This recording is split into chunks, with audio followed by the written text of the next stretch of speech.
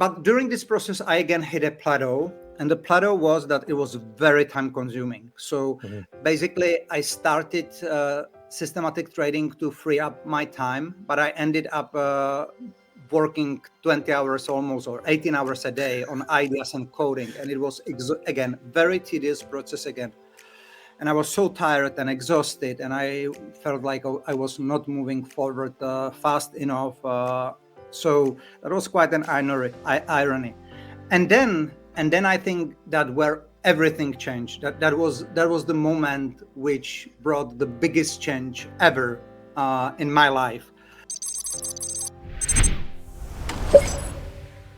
Welcome to Better System Trader, the show where we talk about all things systematic and algorithmic trading. And today I'm going to be joined by Breakout trading specialist and hedge fund manager, Tomas Nesnidal. Welcome, Thomas. Thank you very much, Andrew, for having me. And hello, everyone. I'm so happy to be back. It's great to have you on the Better System Trader podcast again. It's been a while since you've been here, but people may also know that you and I do another show on YouTube called Breakout Trading Answered. So if anyone wants to go and look for that, it's under Better Trader Academy YouTube channel. You've been on Better System Trader a number of times already. The very first time we spoke was many, many years ago, episode number 43, where you shared your breakout trading model and how people can build breakout trading strategies. That was one of the favorites, I think, of the show. So anyone who wants to see that can go over to bettersystemtrader.com and have a look at that one. That was a really great discussion. And then also we spoke about episode 52. We spoke about market internals and how you can use market internals in trading. And then episode 184, we talked about something called performance qualifiers and how you can use those to adapt, I guess, the position sizing and other aspects of your trading depending on the market conditions. So three very interesting episodes, all very informative, and I'm sure today is going to be just as fun. How about we start kind of towards the beginning of, I guess, your algorithmic trading journey, because you used to be a discretionary trader and you've moved into algorithmic now, and you've been doing algo trading for many years. So can you take us back to that moment when that all occurred? What type of trading were you doing before, and why were you thinking about switching to something else? Right. So that's true. I started as a discretionary trading, and I used to trade indexes, futures indexes. My favorite, I still remember, used to be Russell 2000, because it was easier to track Russell 2000 movements compared to, let's say, E-mini S&P or other indexes. So I used to do, that was my main index. And I used to trade discretionary for a few years. I used basically a pretty simple momentum concept. It was nothing complicated. I just wait for a trend to be established, and then I waited for a pullback, and I just took a momentum trade, which happened just after the pullback. It was a very simple system. I have to say it was based quite a lot on reward risk ratio. So that's the concept we can talk about later. That still stays with me since then. And it was fun. I used to start as a typical discretion trader sitting in front of the desk for 8 hours a day, which was absolutely tedious experience. Not a way to trade, not at all. But then because part of the work I used to do as a discretion trader, I always did a lot of analysis in Excel spreadsheet. And then after 1 or 2 years, I realized that the vast majority of my profits comes from the first 2 hours. So I eliminated, I shrunk all the trading just into the first 2 hours. And it was quite all right. I think I hit the plateau when when my wife and we started to travel around Southeast Asia, and now we basically live half of the year in Southeast Asia and half of the year in Europe. And that time, that was the first longer trip. I think it was 2 or 3 months. And then the time shift did not allow me to trade, because it was something like, I don't know, 3 a.m. morning or something like that in the US. Very, very inconvenient. And that's quite difficult when you rely on trading as your primary income, and then you travel and you stay in fancy hotels and you spend quite a lot of money during travel, and you basically cannot generate your income anymore.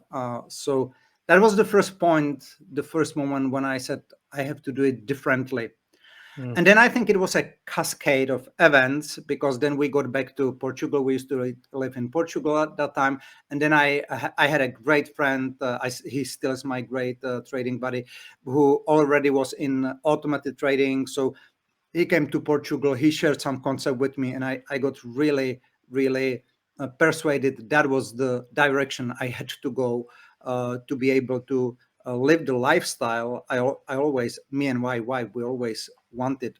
So that was the moment when I decided, okay, it's time to finish with discretionary trading and move to fully automated trading. And I have to say, it would probably happen anytime, because the more I look back retrospectively, I more and more realize that discretionary trading is more for younger guys. When you're 20, 25, 30, you're okay. You have this reflexes, you have this focus. The older you get, the more you see that you don't want to spend your time like this. Yeah, yeah. So it was really then, I guess, for you a lifestyle choice, right? You wanted to have other things outside of trading, and you wanted trading to support that. Whereas I think sometimes traders they think just trading only, and they don't have a life outside of just looking at charts and working on their strategies. So what do you think? How important do you think it is to have a good balance with those two? I think it's completely essential. I think so. For example, I know that a lot of people, they trade for money itself, which is okay. I have nothing against it, but we need to really be mindful. Why? What is it? What if the money is the end goal? We have to realize it is not the end goal. The end goal is something we want to do with this money. So we need to kind of prioritize this in our heads correctly. So, for example, is the end goal to have money? Is the reason to have money to have more free time? Is it to show off more, which is okay? When I was 20, I wanted to show off as well. I also wanted to have fancy car, stuff like that. So there's no judgment in that. Is it because you want to travel more like me? Is it because you want to live elsewhere? So I think it's very important to realize that money is just a mean towards something, and have a very, very clear vision. What is that ultimate goal you want to achieve with the money you're going to produce with trading? And I think that's also very decisive, very important decisive point, because once you have full clarity why you want to trade, and why you want to make money in trading, you also have a good clarity how much you need to make, and you can build your trading specifically in a way that it will pretty much fulfill your goals. And I'm not a big fan of more. I think this is I think, first of all, sooner or later, we all know greed will get you in trading. The more greedy we are, the more we're punished by markets very soon. But I think there's we've heard it many times. There's no any correlation between the amount of money we make and the level of happiness. So with my trading, I try to pursue happiness rather with traveling or meditation, and be very careful what is the amount of money I need in my life to have a good life that me and my wife we wish to have, but not necessarily stress out myself by pursuing more, which doesn't work for me. Might work for other guys, not for me. Yeah, yeah. So if we go back to when you were making this switch, or maybe you were checking out the options. So you wanted to get away from this discretionary trading because of time. You wanted to have more time for other things, but you could have adjusted your trading, say for example, to trade longer term charts and only check the charts every day or every week. You didn't have to sit in front of the screen for hours a day. So what was it about automated or algorithmic trading that really piqued your interest, rather than just like adjusting your current trading style to try and suit your needs? Right. You're right with the longer time frame, and that's something which I did pursue for a while as well with option trading. I had a great friend, my teacher, who taught me a lot about options. So for a limited period of time, I think it was about 2 years, I was a heavy option trader. I used to trade dozens of option positions every day, and it was mostly on daily and weekly time frames, which it's totally manageable wherever you are and whatever you do. I have to say I learned a lot about with option trading, and I had a privilege to had a great teacher and get really deep into option trading. But what I really did not like about options is that it's a very demanding management job, because you're constantly having um, dozens positions open, which you have to check out every day and manage them. And it's not that it would be time consuming, but the process of management itself, it's quite demanding. It requires a lot of focus. It requires a fantastic, very precise documentation, because options are quite complex and you need to track all your positions very carefully and precisely. And it drains your energy and your brain quite a lot, because it's very demanding. Unless you've been trading options for 50 years, you have a look and you know what's going on. It wasn't for me. It drained a lot of my energy and mental capacity. So that was the management part. Like, how can I was not capable managing so many positions at the same time, uh, which really showed me that I have to try a different direction again.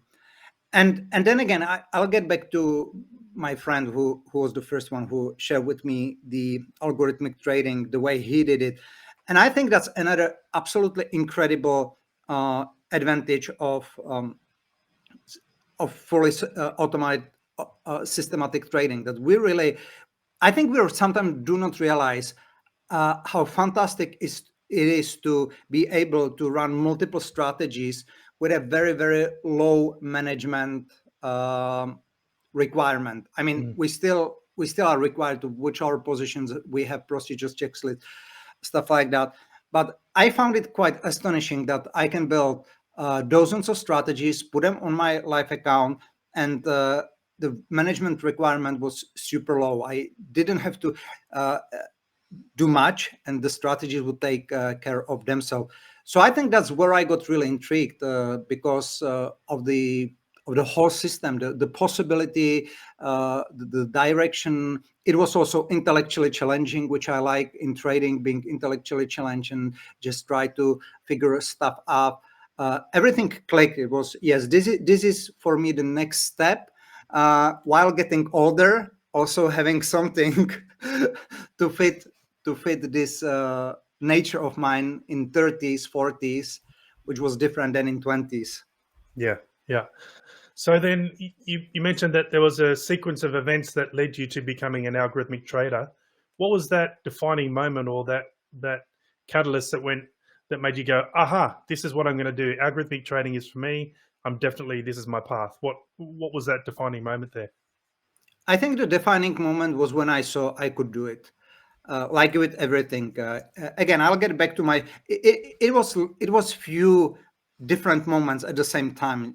So it's hard to. I don't remember exactly the sequence, because it's a little bit mixed. It happened 25 years ago, Yeah. but I still remember the friend of mine. He shared two or three strategies with me, and he showed me how he developed them, what is the thought behind them, how he coded them. And I looked at it and I said, I can do this. I know I can do this, because first of all, it was not complicated. Second, it required some, well, not some, but quite a lot of Excel spreadsheet analysis. But that's something I was used to from my discretionary trading. That used to be part of my routine. I always analyze all my discretionary trades, and I lived with Excel spreadsheets. So I knew that I could do this and find edges using Excel spreadsheet. That was very natural for me. The coding language and easy language in TradeStation, that was a little bit of a challenge. I'm not a coder, but I had some knowledge of the coding language called Basic, which just was quite similar. And it just clicked. I just saw I could do it, and I just had to figure out how to do it. But it seemed to be very, very doable. Yeah, yeah. I think this is a common thing that traders go through. I know I did as well, is when you start out, you're trying lots of different techniques, right, to see what sticks, what aligns with you. So what would you say to people who are either at the beginning of their trading journey and they're trying to find a technique that might suit them, or maybe people who are trading now and something doesn't quite feel right, it's like it's not really gelling very well? What would you say to those people about finding the best trading style for them? That's a pretty tough question. I wish I knew. I wish I knew the answer. Right. So I know what I learned working with or just being friends with some great traders. I think we need to know what are our strengths. And for example, I'm quite a visual person, so I do process informations visually. That's where my strength was in discretionary trading. So I just was trying to engage this strength of mine. But also, as I said, I'm quite analytical, and I love spreadsheets and the analytical work in Excel spreadsheet. I'm not a good coder at all. I know there are some other guys who are fantastic coders, and they that's what really brings them to systematic trading, which I understand fully. But I think if we talk about discretionary versus systematic trading, I think it's quite easy. If you're highly visual and if you love playing games on computer and you're more engaged in this way, discretionary probably would be better for you. If you're very, very risk adverse, I love options, because options have very precise definition of risk, which is way beyond futures or stocks. But options can be quite complex. So if you like being stimulated in complexities and very risk adverse, options could be good for you. If you love analytical work, and plus as a bonus you're good in coding, I think that definitely you will resonate with algorithmic trading very quickly and very easily. Yeah, yeah.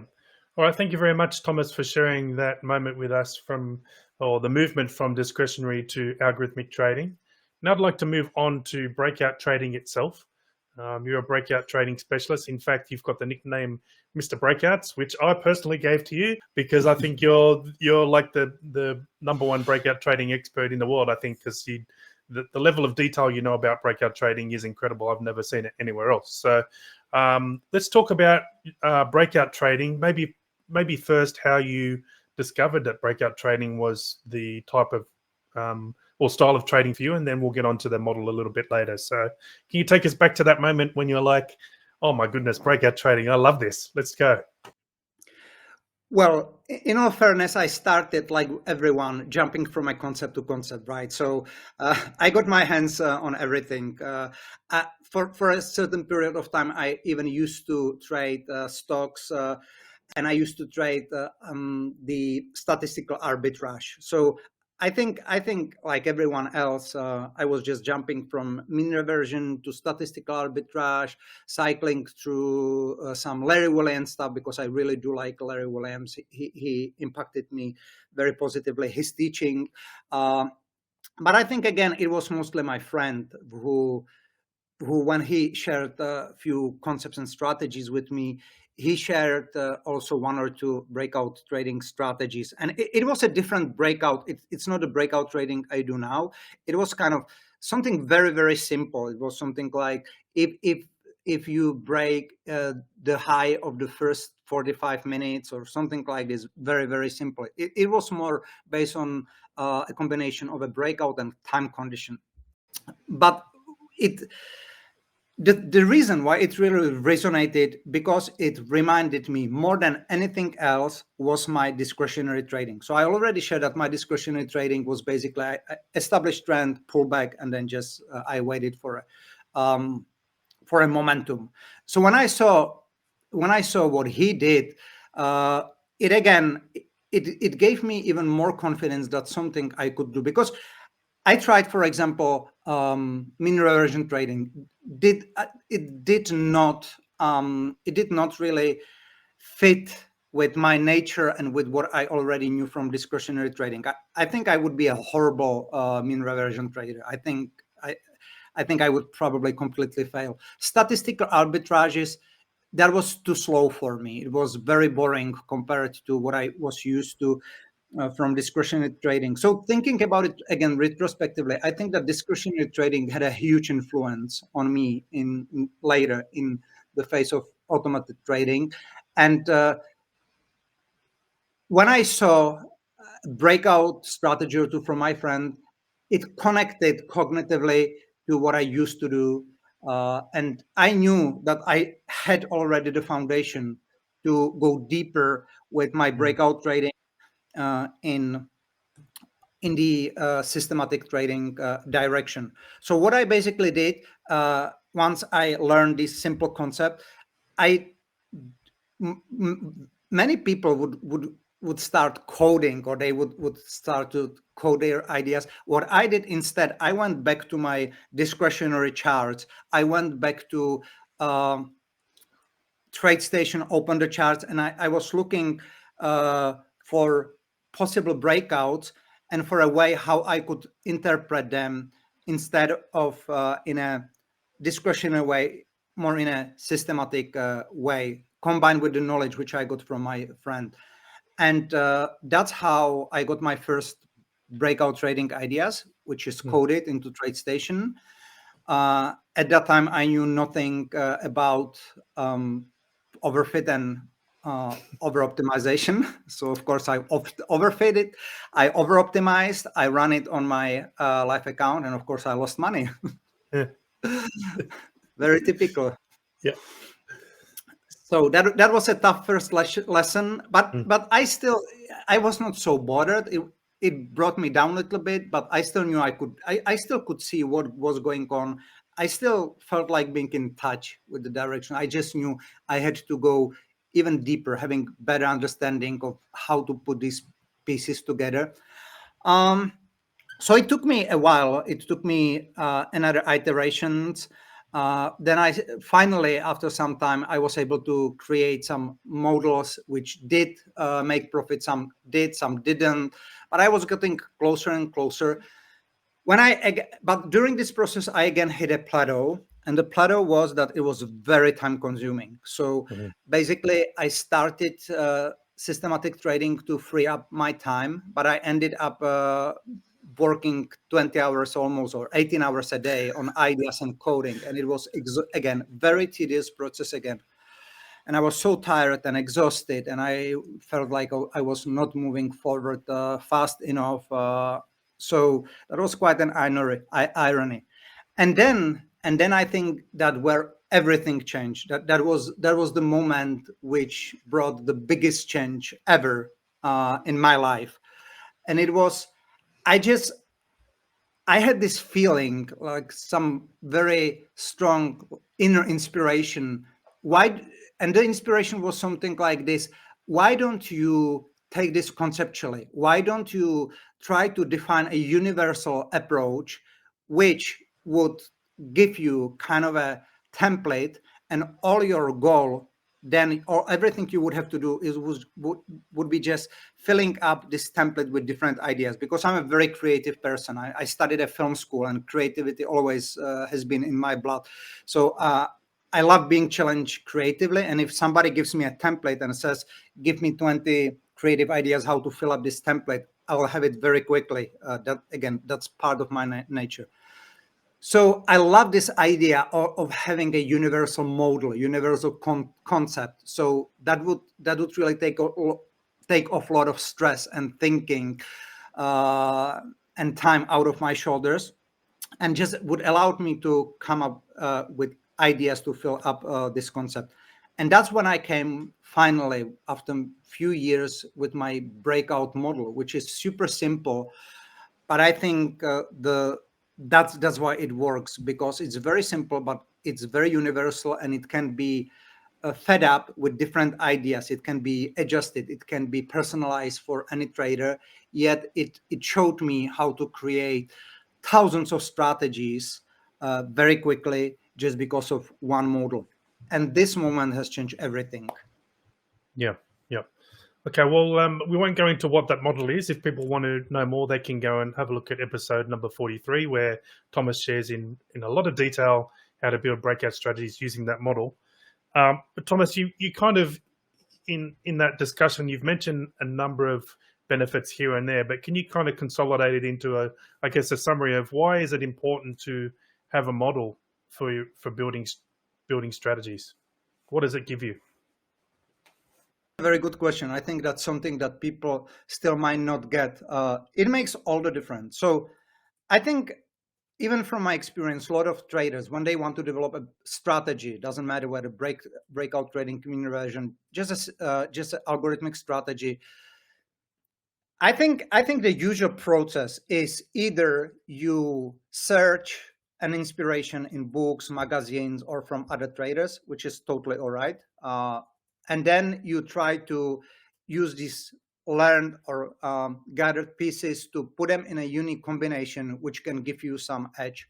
Or you go, or the other approach would be you create you load up data into Excel spreadsheet, and you use different analytic tools to see what are visible, obvious statistical edges, which again you can use to create a viable strategy.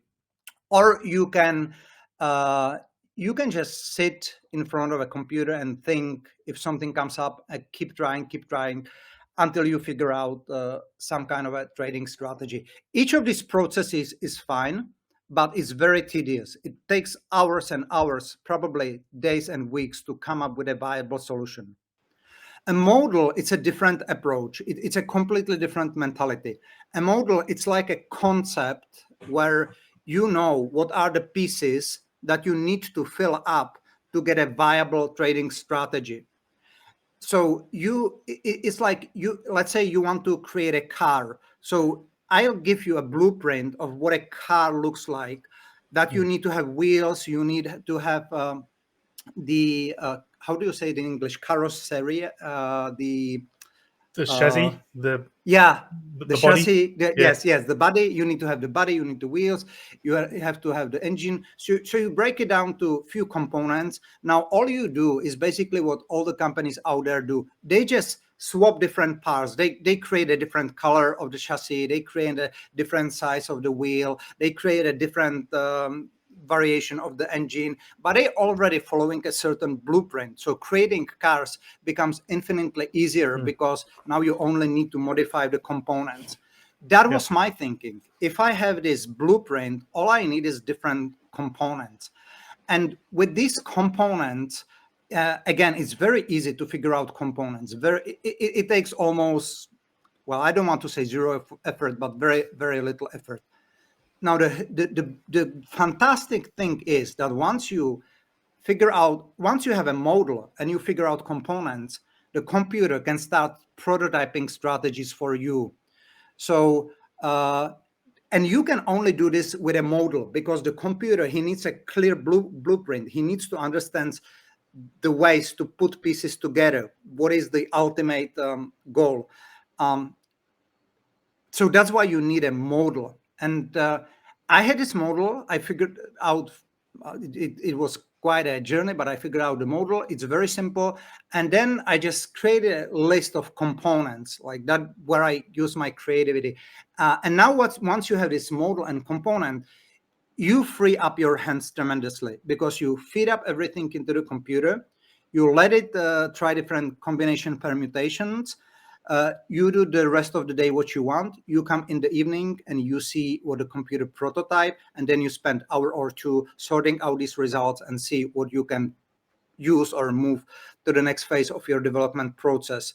So finally, with this blueprint, I was able to generate strategies while, instead of sitting 18 hours a day in front of computer, sit only 2 hours in front of the computer.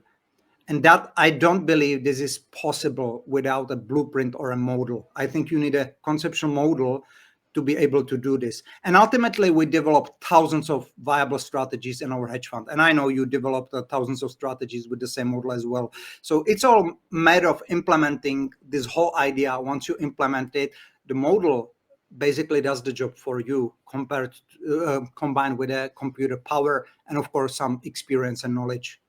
Yeah, I think it's an interesting approach to building trading strategies that's used in a lot of other industries as well, right? You've got like the pharmaceutical industry takes these components and puts them together and see what it creates. I mean, you've got cooking recipes. I mean, there's only a handful of ingredients that go into a chocolate cake, but each one of those components could be different, and you can still make a different kind of chocolate cake. So I think that it's an interesting way to build strategies, and as you mentioned, you can automate it and it can save you a lot of time. So how often do you change the model, or do you ever change the model? I've never changed the model. Never. The Never. model is no, never. Wow. I just keep thinking about different components for the model, because you can have endless amount of ideas. So the model, I do not touch the model at all. I did a kind of a upgrade this year, but the model itself was not touched. I just added, let's say, a special layer which I call market calibration and market mapping, but that's an add-on layer. But I never changed the model since then. Never. I still could use the core model without any other fancy add-ons and still would be able to create fantastic viable strategies. The model just, it works. Don't touch what is not broken. So I think a lot of traders, especially at the beginning, even when they're trying to build algorithmic strategies or even systematic trading, they're just lumping things together. There isn't really a structure to it. So what can you say to those types of traders, or maybe even the ones who do these things manually? Maybe they've got a model in their head and they're following it without even realizing. So what would you say to those type of traders? I think there's one big delusion in our industry, and that's the narrative of how it's said, the rational. So there's a human need to know the rational for everything, and a lot of traders, they're overly driven by the necessity to know the rational of a strategy. Well, I can tell you, in the past, I used to work with some PhD and super smart, one of the smartest guys in the planet, heavily driven by economic models, rationals, stuff that made a sense in their heads. To me, it's just a story. How do we structure pieces into a story which persuades our mind that it's got some rational? This is for me, this was a huge trap. Once I liberated myself from the need to understand why a strategy works, I was able to become a profitable trader, period.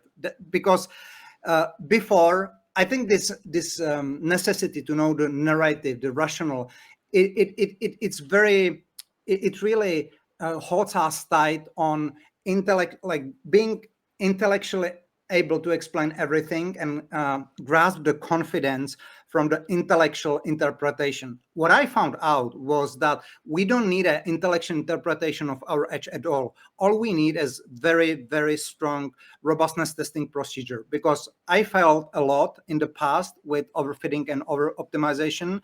At the same time, I have no time and no desire and no interest to know about every rational of my 3,000 plus trading strategies. Again, I want to save time, no be occupied with this.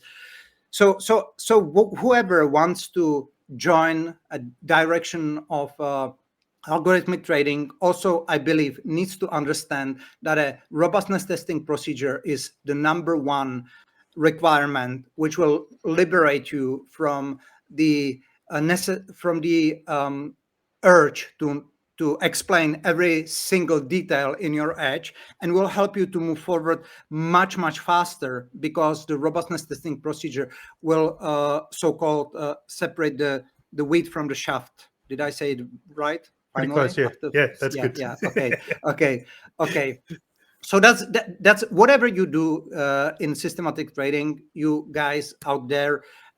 My belief is just pay more attention to robustness testing procedures than you're paying to the edge itself. That's, from my experience, way more important. Now, Andrew is right. You might be already working with a model without really knowing that consciously.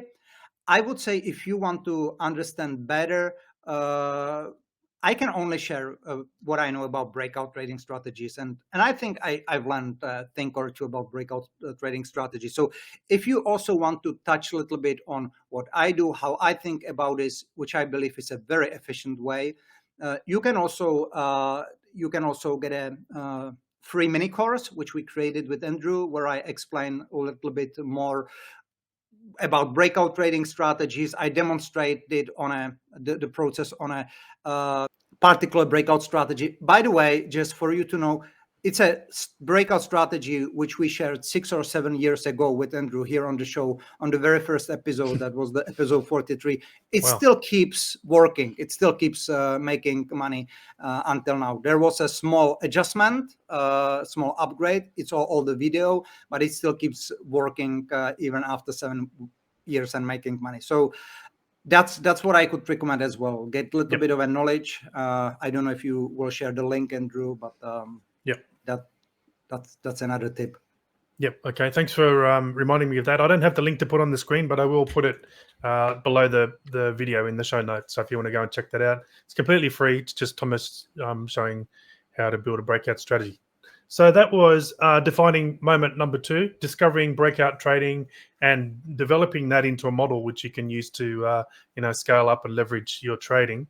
Now let's go to defining moment number 3. And I've noticed a pattern, Thomas, with the first 2 moments you spoke about.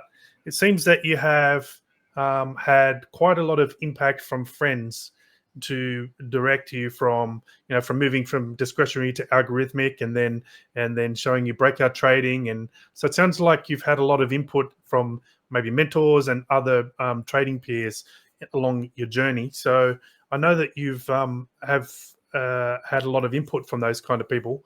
Can you talk about a particular person I know who I've heard this story before, someone called Mike, who has really had a lot of impact in your trading journey? Can you tell us a little bit about him and what you learned along the way by engaging with him? Right. So I'm really happy I can dedicate a little bit of time to Mike. Uh, Unfortunately, he passed away during COVID. And yeah, so let's give him at least a little bit what I thought this way. So Mike, he was. He, I believe I own everything to Mike. Everything I know about trading, I own to him. He was quite an interesting guy. So first of all, he was a former CIA agent. He started in his 20s by spying in Russia, in Moscow. He spoke perfect Russian, and Wow. he worked a couple of years in Moscow as a CIA agent, and quite an incredible guy. But obviously, he was a little bit, from a perspective of a normal average person, he was a little bit cuckoo in his head. Like he had very particular manners. For example, when he came to Prague as a guest and he was taking pictures, he had a camera, and he was just randomly taking picture like this, like. And I asked him, Mike, why didn't you have a look into the viewfinder? And he always said, because everything is just a random walk. I know if I take enough samples, there will be at least one good picture, and I don't need anything more than one good picture. So Wow. that was kind of his mentality. But he had a huge impact on my trading, because he learned me something which I think still traders don't understand, and even when we mention it, I mention it, people get bored very quickly. And he taught me successful trading has got nothing to do with setups, with entries. It's all about exits. And he pushed me very, very hard to realize this deeply. Not only like say, okay, I heard that, I know what you mean, blah blah blah, going back to entries. He really pushed me to understand this on a practical level. So we did exercises together. He pushed me to do different exercises together. um, and he showed me, and that's a true story, he showed me how to make, we had a small group with Mike, and in this group we used options and random selection of stocks, literally random. We just flipped a coin every day to make 100% return in 6 months. That's a true story. That's what we really did. We made 100% return in 6 months by random entries, and it was all because we got a very tough lessons on how risk management and trade management is way more important than entries. And one of the things that he taught me, he knew that I loved Excel spreadsheets. So he taught me, bring in your index, the Russell 2000 data into Excel spreadsheet, code a random entry, one or two entries a day, and then just try different exit techniques. And he showed me a couple of simple techniques. So one, I still remember one technique was, when you enter, you wait if your CCI will get over the line 100, and if it's, and then you do not exit until it gets back below 100. So you're prolonging an entry in a well-established trend. And I did code his ideas and random entries, and surprisingly, I saw positive outcomes. Not tradable, don't get me wrong. The equities were a little bit all over the place, but positive outcomes. So any exercise I did with Mike really proved to me that you can potentially make money even on random entries if you start thinking about your exit differently. And it doesn't matter, it doesn't mean that we have to disqualify entries. I think entries are very important. And again, in my breakout model, I already try by its nature mimic an entries which follow a certain momentum or breakthrough. But I think we have to be equally mindful about exits. And we always have to think in a perspective of win percentage and reward risk ratio. And that sounds very simple, but for example, when my hedge fund team, when they create strategies and when they want to assemble a final portfolio, I do the very last check of the pre-selected strategies which should go to the portfolio. And my last decisive factor is that I have a look on win percentage in a combination of reward risk ratio. And it's a very quick calculation I do in my head. And the only thing I do, I have a look and I see whether it does or does not make a sense. And again, it's a little bit difficult to explain, but after all the exercises that I had the privilege to go with Mike, I learned how to understand the impact of these metrics and what a good combination looks like. And it always stays on my head. Whatever strategy I deploy, it has to make sense in terms of the combination of reward risk ratio, the size of the risk, and win percentage. And I have to know that if the win percentage, for example, because the win percentage fluctuates, if it will drop from, let's say, 55 to 45%, I still have to make money. I still have to make sure I'll make money. So in my head, I always try to lower the win percentage, see how much I'm left with on the reward risk ratio, and if I still have a potential of profit. And it looks like a small thing, but just on this idea a lot, I developed. You mentioned the episode which we did, I think 3 or 4 years ago, on qualifiers. This idea alone, which I learned from Mike, helped me to develop some very impactful, strong methods like market qualifiers, dynamic profit taking, a concept which are all about this, about the essence of it comes from the very fundament of win percentage and reward risk ratio relationship, which is something that Van Tarp talked a lot already. I think a lot of your guests talked about it as well. It's at the very fundamental, but I think it's very misunderstood or ignored fundamental in the light of trading and resource setups, which for some reason seem to be way more exciting. But it's a whole bunch of things. Everything needs to click together. Yeah, so I know you're just saying that, Thomas, that entries don't really matter and exits are important. You've probably just triggered a whole bunch of people, right? You might start getting hate mail. So, but I really like this idea of like thinking about exits differently. So I guess you're thinking about the end point first, and if the risk to reward doesn't make sense, then skip the trade. But you gave us an example there of how you would use that when you're developing or building a portfolio. What about when you're actually building a strategy? Do you incorporate the exits first, or is there like how would you incorporate that into the strategy building process? Right. So I have. So first of all, let me tell you, even it's not necessarily about a complex exit technique. I still like using simple technique exits like end of the week exit or end of the day exit. My exit techniques do not necessarily need to be complex or fancy. It's more about the whole picture. It's more about the relation, how these components fit together.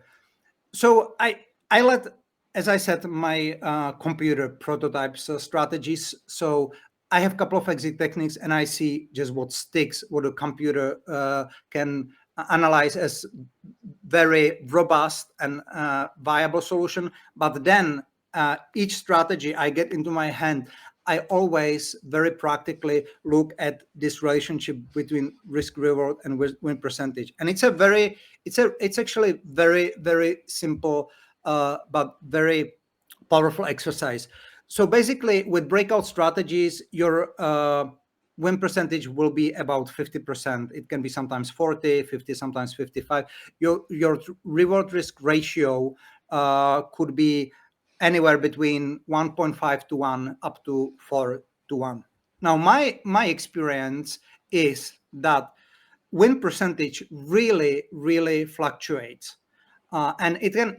So you see just on your report, backtest report, you see some average. This average can be very deceiving because you can see the latest average of let's say 55%. If you try to backtest, if you just shift the start and end date, you can get 40%. So now the question is, what happens if your win percentage drops from 50% to 40%? So if your reward risk ratio is, let's say, 1.5 to 1, and you drop from 50 to 40%, your strategy will fall apart because the mathematics behind it doesn't already support enough of a profit to be made. So that's why I really like with my breakout strategies positive reward risk ratio. I like to see at least 2 to 1 reward to risk 2 to 1. And the way I incorporate this practically is that I have mechanism in strategy building process which deliberately enforce a positive reward risk ratio. So I can say, okay, whatever stop loss the computer will find out as the most appropriate, at a profit target, which will be twice as the stop loss. And again, it's a simple thing, but now you're already building in a positive expectation. And then once you know that you're able to stay with 2 to 1 reward risk ratio, you can get very confident with a fluctuation of win percentage, because even a fluctuation dropping from 55 to 45, you still have plenty of room to make profit and have positive expectancy. And I would say, again, I learned this from Mike, but also from Van Tarp. His book, I don't recall the name. It's one of his first books from Van Tarp, and it explains all the concepts. in essence, I'm very conservative, just keep going back to these very essentials of trading. Yeah, yeah. So if anyone wants to see more or hear more about the performance qualifiers that Thomas is talking about there, episode number 184, bettersystemtrader.com/184, and you can hear Thomas describe that in more detail. All right, Thomas. Well, yeah, thank you very much for sharing that. Did you have any other points you wanted to share about Mike before we move on to finishing up for today? The biggest lesson that Mike taught me said, a good trading must be incredibly boring. That's what he said. He used to say, I'm a very, very boring and bored guy, and I love being bored. So I think when you're definitely find your excitement elsewhere. Once your trading gets boring, I think that's when you'll probably see the best outcome. Then find the excitement in something you spend the money for. Yeah. For me, it's traveling, obviously. Exactly. All right. Well, thank you for sharing those 3 defining moments with us, Thomas. So the first one was moving from discretionary to algorithmic trading. The second point was discovering breakout trading and building the breakout trading model. And the third one was, in memory of Mike, learning about risk management and discovering that exits are in fact more important than entries, which I'm sure is going to trigger a bunch of people. But yeah, so thank you very much for sharing all of that, Thomas. Now, where can people find more from you? So we have a couple of sources. First of all, as Andrew already mentioned, we share my breakout experiences through Better Trader Academy together. So if you go to bettertraderacademy.com, you can find a lot of material, including another YouTube show, which we do together with Andrew, where I share strategies, tips, analysis, a lot of valuable stuff completely for free. You can also download the free strategy deconstruction and mini course, which I already mentioned.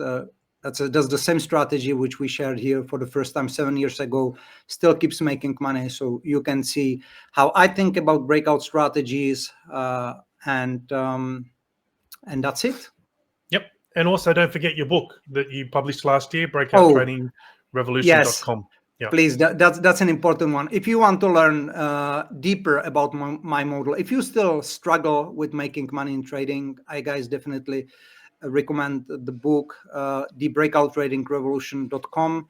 It's not only my story, but it's also the model in depth. So the breakoutradingrevolution.com.